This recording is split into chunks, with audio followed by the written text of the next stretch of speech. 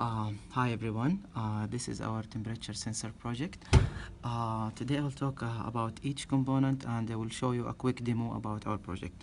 So as you can see, this is our thermistor, which is a temperature resistor.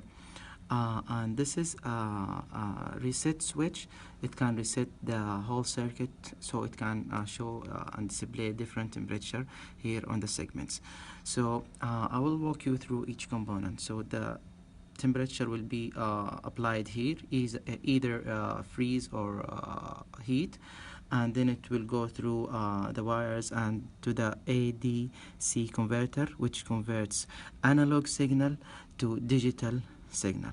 Then it goes through to this chip, which is called EEPROM, erasable read-only memory, which we already programmed using TOPWin software, and we included temperatures in Fahrenheit and Celsius.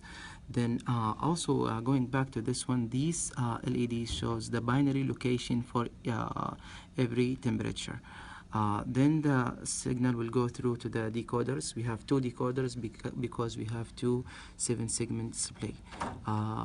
So these decoders changes from binary to decimals, and then the signal go through to the dip resistors. These dip resistors are a combination of resistors which drop the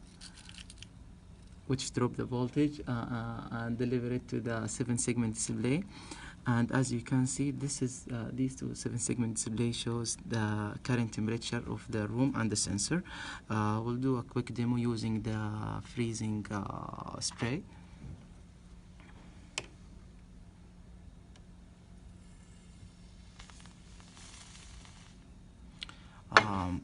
As you can see here, we dropped the temperature to 54 Fahrenheit, and the LEDs has responded to the change.